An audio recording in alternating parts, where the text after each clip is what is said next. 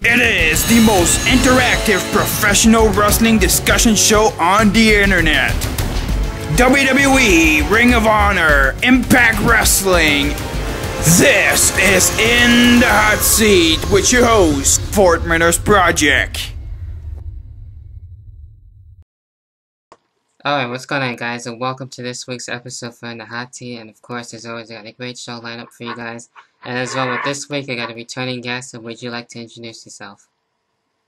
Yeah, you know who this is. It's me, once again, the charismatic anime fanatic, along being the AJ Lee fanboy RK of 2582 back on the hot side. It's a pleasure to have you here back on the show. We got a couple of things to get through. Of course, as always, I'm going to kick things off here and with this topic, and that is, how long do you think John Cena will have his heel turn if it does happen?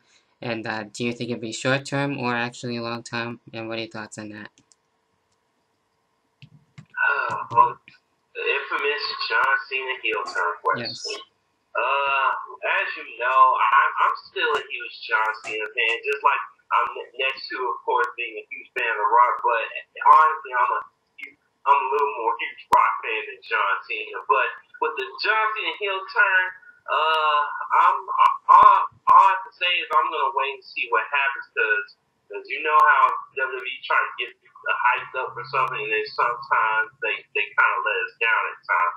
But what we just saw on this past Monday, Raw with the Piper's Pit, Piper making him say feel the energy and stuff, and seeing starting to show that jealousy in his eyes and stuff, and he's getting tired of the booze and stuff. So I'm like, you know, maybe you might see that edge that Piper and pretty much most people want him to see for years. Right.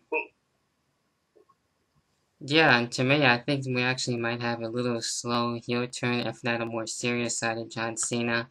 And we've seen that with Roddy Piper, so, you know, definitely should be interesting.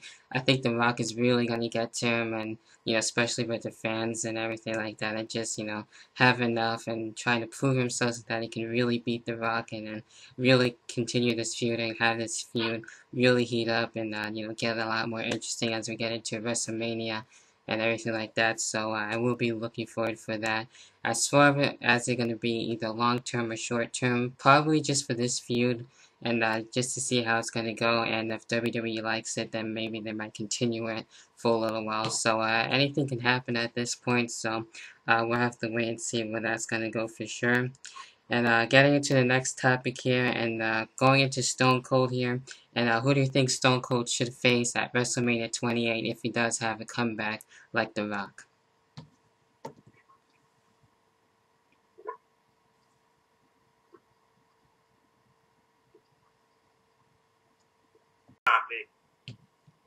Alright, with the next topic I was getting into after the Skype problem there, and as I was getting into with Stone Cold, and who do you think Stone Cold should face at WrestleMania 28 since he might make a comeback like The Rock? Oh man, that's my boy Stone Cold Steve Austin. Oh my God, man, I actually want him to face CM Punk. I mean, because we've been hearing this for like whispers about this throughout most of this year, and he's been praising CM Punk, and he's like CM Punk's biggest fan. So yeah, I mean, because it's like if you're able to get the blessing of Stone Cold Steve Austin, it's like you're doing something right. And CM Punk, in some weird cases, I know most people don't like comparisons, but I like to do it sometimes. I think CM Punk sort of kind of like the new Stone Cold this generation, sort of, kind of, not really, but in his own spin, turn on it. Like with Jomo being like everyone thinking he was gonna be the next one, pretty much like that. So yeah. With me, I actually have two people with this one.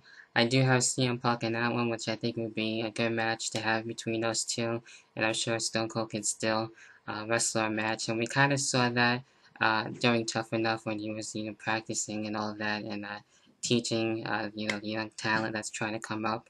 And, you know, with that one, I do have him on it, and as well as Randy Orton. I think that will also be, you know, good little encounter there. I'm not too sure how they would build that up going into WrestleMania, but it should be tremendous nonetheless. And just to have the classic battle between those two. You know, just to have it go into WrestleMania, maybe continue after that a little while. And, you know, we'll have to wait and see where that would go. So that should be definitely interesting to say the least. And that's it when it comes to that topic. Now moving along to the next one. And getting into the Divas of Doom here. And do you think the Divas of Doom should split up or go into a different direction? Divas of Doom. And what can I say? I'm a huge fan of Divas of Doom, of course. And with the way that these Doom are going, they're kind of looking kind of weak right now. I mean, looking at what they're doing and stuff. And I'm guessing, I don't know if you heard this or not. Mm-hmm. I heard rumors that half of my chick busters, Caitlyn, they're thinking about making Caitlyn join the group. And I'm like, no, that doesn't need to happen. Mm-hmm. Yeah, actually, I think it would be a little interesting to have Caitlyn on there since he's been having a tough, you know, situation with AJ Lee. So, whether or not she's gonna have that, you know, join the Divas of Doom or not, we'll have to wait and see. So, you know, in a way, right now, I guess they should go in a different direction since they're not doing too good. Of course, I'm a big fan of them. Of course, with Natalya and Beth Phoenix. So, hopefully things will get better and they can continue to at least look strong and not look so weak.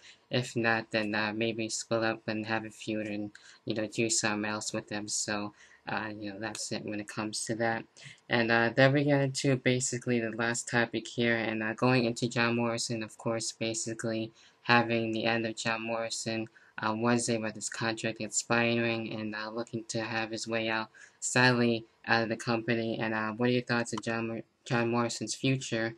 Do you see him gone completely, or going to a different company, or doing movies for that matter? Jomo being gone, man. I hated that.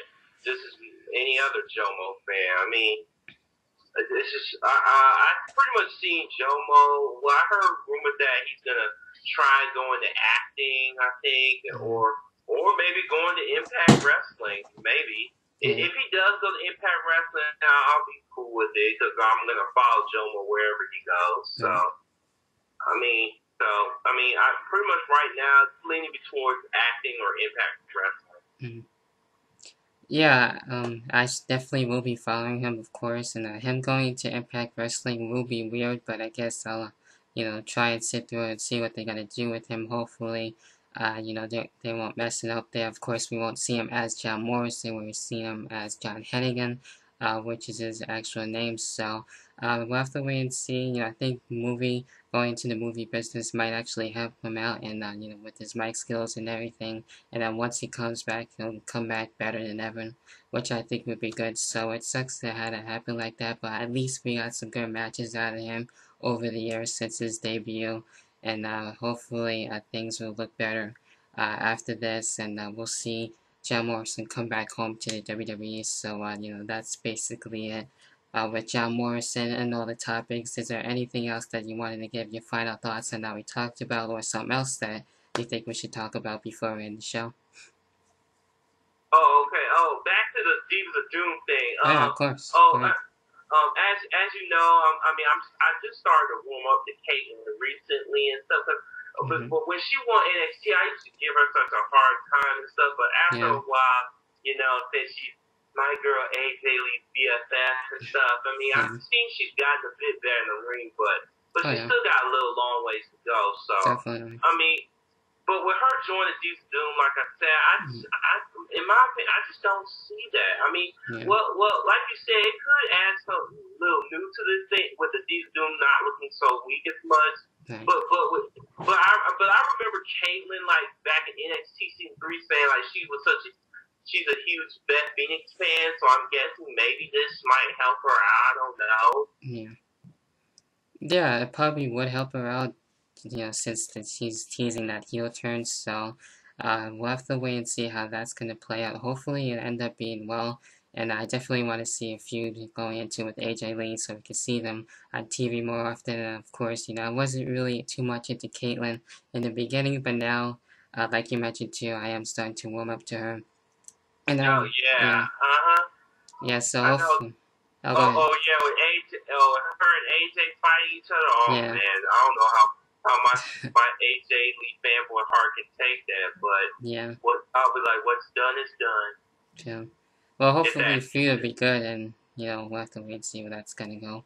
But anyways, that's basically it with all that. Is there anything else again that you feel that you want to give, thoughts on, or any shoutouts for that matter? Shout! I'd like to make a shout out to Chess Mofo 11. I promise her the shout because she's good.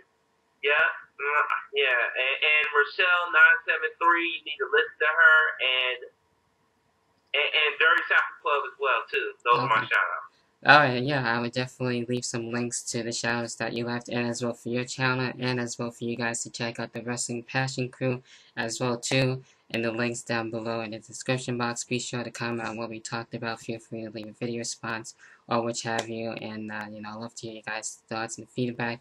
But anyway, that about does it for this week's episode for In the Hot Seat, and of course, as always, I will talk to you guys later on. Peace.